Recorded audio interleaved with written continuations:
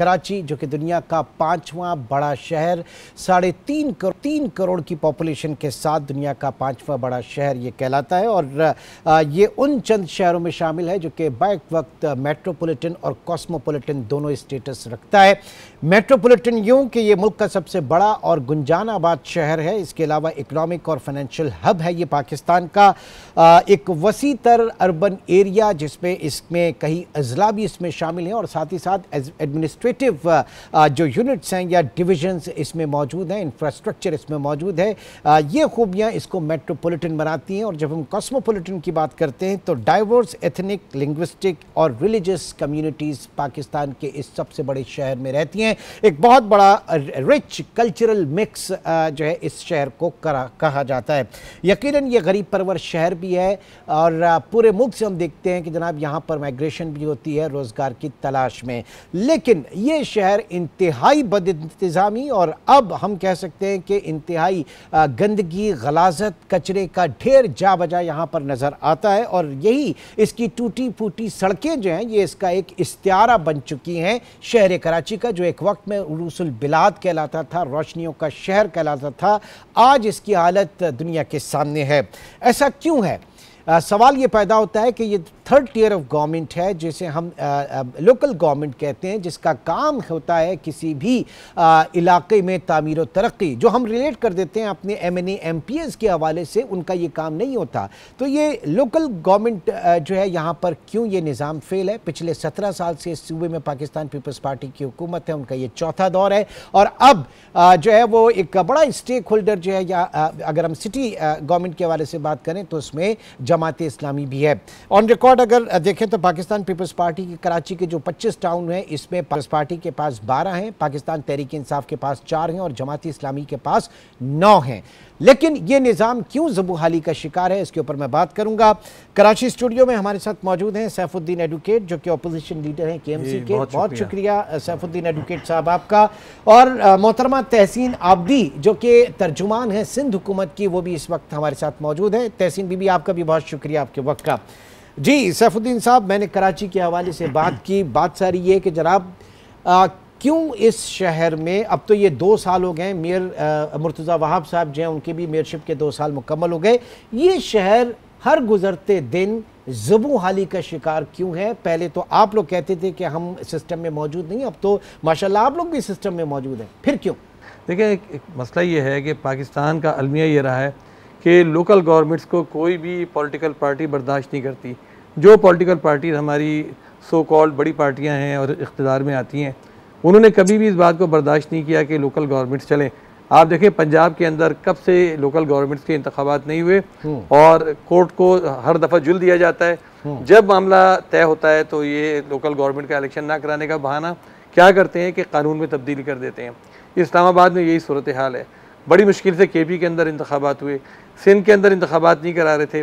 जमात इस्लामी ने प्रोवाइडेड के एक ही हुकूमत सूबे में और थर्ड टियर में ना हो, मुश्किल हो जाता है। ये जरा सवाल रखता हूँ। जी तहसीन बीबी बताइएगा, क्यों जो सूबाई हुकूमतें हैं वो लोकल बॉडीज़ को, लोकल गवर्नमेंट को बर्दाश्त नहीं करती? अगरचे कि वो जो हुकूमत मुख्तलिफ पार्टी की हो तो ये बड़ा मसला होता है इसको अडॉप्ट करना, और फिर उसके साथ साथ जो ट्रांसफ़र ऑफ पावर्स हैं, जो फाइनेंशियल बेनिफिट्स हैं उनको वो फराहम नहीं किए जाते, जो ट्रांजिशन नहीं की जाती, क्यों है ऐसा? बिस्मिल्लाहिर्रहमानिर्रहीम and thank you so much Imran for having me. मैं भी भाई की भी बात, आपको मेरी आवाज़ आ रही है क्लियर? जी बिल्कुल बिल्कुल आ रही है, क्लियर। जी देखें, अगर ये बात ये KPK के हवाले से करें, पंजाब के हवाले से करें, तो इट मेक सेंस कि पंजाब हुकूमत लोकल गवर्नमेंट इलेक्शंस नहीं करवाती, लेकिन हमने local government election on time ही करवाए। और अगर आप डेवोल्यूशन ऑफ पावर की बात करें कि वो एक खौफ है कि जी निचली सतह पे जो है इख्तियारात चले जाते हैं, जो पार्लियामेंटेरियंस होते हैं, जो लेजिस्लेशन करती हैं पार्लियामेंट्स, उनके इख्तियार जो है वो डिवाइड हो जाते हैं, जाहिर सी बात है उसका डेवोल्यूशन हो जाता है। तो ये जो इख्तियार दिया है इमरान, ये किसने दिया है? डेवोल्यूशन ऑफ पावर किसने किया है? ये किसकी प्रेसिडेंसी में हुआ था? ये 18 अमेंडमेंट कौन लेके आया था? तो मुझे लगता है कि जब पीपल्स पार्टी पे तनकीद करें तो कुछ चीजें आपने थोड़ा सा होमवर्क करके बैठना चाहिए। जो नहीं, भी हमारे होमवर्क मेरा मुकम्मल है। देखिए बीबी, होमवर्क मेरा नहीं, मैं मुकम्मल आपको है। नहीं कह रही इमरान, नहीं, मैं आपको नहीं कह रही। अच्छा नहीं, मेरी फिर भी मेरी एक मेरी गुजारिश तो सुन लें, एक मेरी बात तो सुन लें कि आपने बर वक्त इलेक्शन कराए लोकल बॉडीज के, लेकिन मेयर का जो इलेक्शन है, मेयर का इंतखाब जो है वो 5 महीने बाद हुआ, उन इलेक्शन के 5 महीने बाद हुआ। तो ये इंतखाबात भी 4 साल बाद हुए। ओके, ये इंतखाबात भी 4 साल बाद अब आप देखिए, अब सवाल किया है तो जवाब पूरा सुन ले। पहले मैं क्लियरिफाई कर दूं, मैंने आपके होमवर्क को बिल्कुल जो है वो एड्रेस नहीं किया। मेरे भाई ने जो ये बात की ना कि करवाना नहीं चाहते, डरते हैं, तो भाई हम ही तो वो लोग हैं कि जो आइन में अमेंडमेंट लेके आए, हम ही तो हमारे प्रेसिडेंट ने उस वक्त डेवोल्यूशन ऑफ पावर किया जब वो तमाम इख्तियारात उनके हाथ में थे, उन्होंने उन इख्तियारात को निचली सतह पे मुंतकिल किया। तो हमारे ऊपर ये एलिगेशन, हमारे ऊपर ये पॉइंट जाता नहीं है। मैंने सिर्फ इस चीज को क्लियर करने के लिए कहा था। दूसरा ये कि देखिए, इंतखाबात की आपने बात की, आपको भी डायनेमिक्स पता है, चाहे वो जनरल इलेक्शंस हो या वो लोकल गवर्नमेंट इलेक्शंस हो। अभी जनरल इलेक्शंस भी डिले हुए, जो टाइम डिसाइडेड था उस टाइम पे नहीं हो सकी चीजें।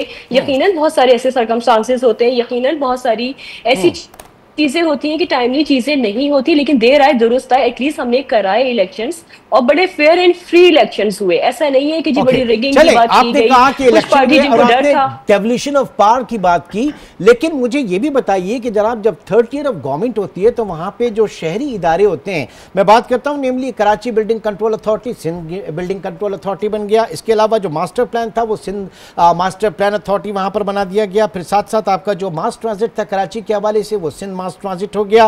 वाटर बोर्ड जो है वो सिंध गवर्नमेंट के पास चला गया। तो ये डेवोल्यूशन ऑफ पावर कहां पर आपको नजर आ रहा है? यहां पर तो शहरी इदारे हैं, महकमे, उनको प्रोविंशियल गवर्नमेंट अपने पास लेकर जा रही है, क्यों?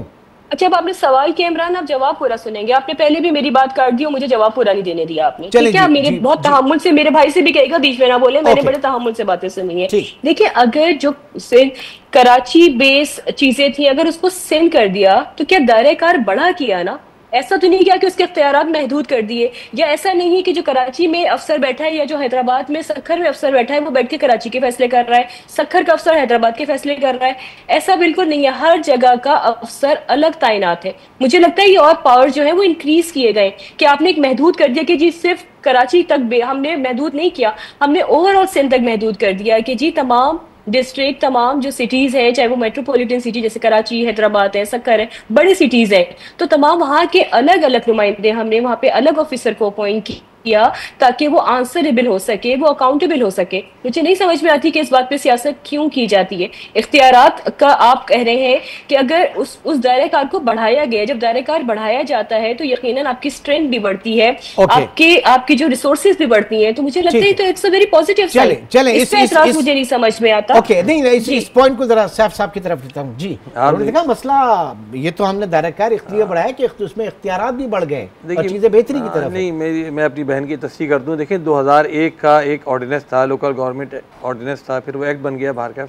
उसके अंदर तमाम इदारे सिटी गवर्नमेंट के मातहत होते थे, जितनी अथॉरिटीज़ थी, MDA हो, LDA हो, KDA हो, मास्टर प्लान अथॉरिटी हो, बिल्डिंग कंट्रोल अथॉरिटी हो या मास ट्रांजिट, ये सारे के सारे तो एम्पावर्ड थी बाकायदा ना। इसलिए आप देखें नेमतुल्लाह खान साहब के दौर में आपको नजर आया बड़े वादे तौर पर कराची एकदम आगे बढ़ना शुरू हुआ, ठीक है।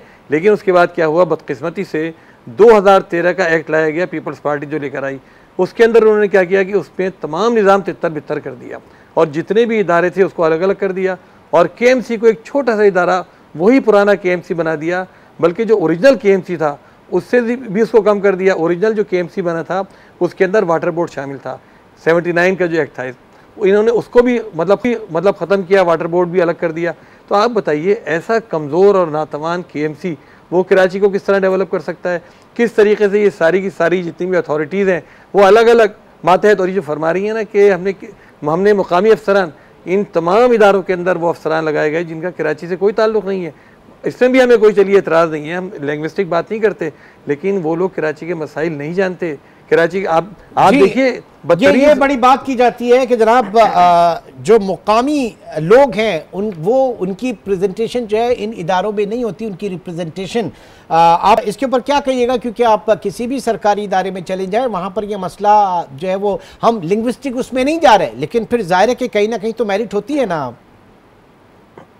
देखिए, अब आप टॉपिक को ये भाई मेरे कहीं के कहीं लेके जा रहे हैं। अब जहां भी आप लेके जाए ना, जिस ट्रैक पे भी मुड़े, तो मुझे उस ट्रैक पे टाइम दीजिएगा बात करने का।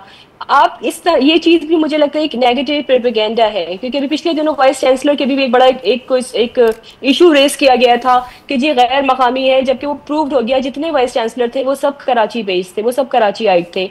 मैंने ये वाली बात नहीं की कि ऑफिसर जो है वो यहाँ का नहीं, मैंने कहा जो भी सिटी है वहां पे एक अलग अफसर तैनात है। मैंने, अगर आप मेरी रिकॉर्डिंग इनको सुना दें, मैंने कहा हर जगह एक अफसर तैनात है। ऐसा नहीं है कि कराची वाला अफसर जो है वो हैदराबाद के मैटर्स को जो है वो कराची से बैठ के देख रहा है कि जी वो टाइम टेकिंग है। हर जगह एक अफसर तैनात किया गया है। मैंने तो जबान की बात ही नहीं की कि जी कौन सी जबान का मकामी है, गैर मकामी है। हम तो अपने सूबे में रहने वाले को, तमाम लोगों को अपना मानते हैं, इस मुल्क में रहने वाले तमाम लोगों को अपना मानते हैं। अगर कोई अफसर कॉम्पिटेंट है और उसका ताल्लुक पंजाब से है और उसकी यहाँ पे रेपुटेशन हो गई है, तो व्हाई नॉट? अगर वो कॉम्पिटेंट है, वो डिजर्व करता है उस सीट, वो एलिजिबल है, तो व्हाई नॉट? मतलब मुझे लगता है कि हर चीज में लिसानियत को सामने नहीं रखना चाहिए। आप ये कह रही हैं कि मेरिट के ऊपर है, आप ये कह रही हैं कि तमाम तकर्रुरियां जो हैं, मैं यही कह रही हूँ। मैं बिल्कुल, देखिए, एक नेगेटिव प्रोपेगेंडा इमरान हमारे साथ बड़ी, we are very unfortunate, especially we Karachi आइट, वेरी अनफॉर्चुनेट। हमारे यूथ को, हमारे लोगों को नेगेटिव प्रोपेगेंडा कह के जी आप अगर CSS के एग्जाम में अपेयर होंगे तो आपको पास नहीं किया जाएगा, वहां तो किसी सिंधी को लाके बिठाया जाएगा। उसका रिजल्ट क्या हुआ कि कराची आइट्स ने, कराची के नौजवानों ने उसमें अपेयर होने छोड़ दिया। और ये ऑन रिकॉर्ड है, आप ऑन रिकॉर्ड चीज उठा के देख लें कि कराची से कितने स्टूडेंट जो है वो CSS में अपेयर होते हैं। अब जब इंसान अपेयर नहीं हो रहा है और इंटीरियर से, रूरल से इनसे लोग आके अपेयर हो रहे हैं, तो जो घर में बैठा हुआ अपेयर नहीं हुआ, क्या उसको बुला के दिया जाएगा? नहीं, क्योंकि आप कराची आइट है, क्योंकि आप यहाँ रहने वाले। मैं बिल्कुल समझ गया, मैं आपका पॉइंट ऑफ व्यू बिल्कुल समझ गया। यहाँ पर थोड़ी सी एक दो बातें और मैं ऐड करूंगा। ये मुझे बताइए, अब ये जो आप लोग हैं, आपकी स्ट्रेंथ क्या है इस वक्त? जमात के पास इस वक्त 9 टाउन जो आपके पास मौजूद हैं। जो फाइनेंशियल इकोनॉमी की बात की जाती है, डेवोल्यूशन ऑफ पावर्स की तहसीन बीबी जो है वो बात कर रही हैं कि बड़ी मेरिट के ऊपर है। क्या बजट रखा गया है? आपके पास कितने वसाइल कितने हैं काम करने के लिए? ये जरा पहले मैं सैफ साहब से पूछूं, फिर आपकी तरफ आता हूँ। जी देखिए, कराची, हाँ, कराची में KMC सबसे बड़ा इदारा है इस वक्त जो है ना। कराची में KMC को जो बजट दिया गया है ADP की स्कीमों में सिर्फ 9 अरब रुपए। आप बताइए कि उसके पास 106 बड़ी सड़कें, 42 उसके पास कराची में बड़े नाले हैं, पार्क्स हैं, दुनिया जमाने की चीजें हैं। 9 अरब रुपए उसको। टाउन्स को एक पैसा भी डेवलपमेंट की मद में बजट नहीं दिया गया। यूनियन कमेटीज को एक पैसा डेवलपमेंट की मद में नहीं दिया गया। सिर्फ टाउन्स को OZT दिया जाता है और वो OZT किस चीज में इस्तेमाल होता है? तनख्वाहों में। उसके बाद इन्होंने टाउन से कहा जी आप अपने ओन रिसोर्सेज जमा करें। आप ये बताइए कि आप हजारों अरब रुपया सिंध गवर्नमेंट जमा कर रही है, NFC अवार्ड के तहत मिल रहा है इनको, ग्रांट इन एड। आपको पता है ग्रांट इन एड सिर्फ सूबा सिंध वाहिद सूबा है जिसको मिलती है, और किसी सूबे को नहीं मिलती। KP को 1% ग्रांट इन एड मिलती है, वहां की बदअमनी की वजह से। सूबा सिंध को स्पेशल ग्रांट मिलती है, लेकिन वो नीचे डिवॉल्व नहीं होती, नीचे नहीं जाती।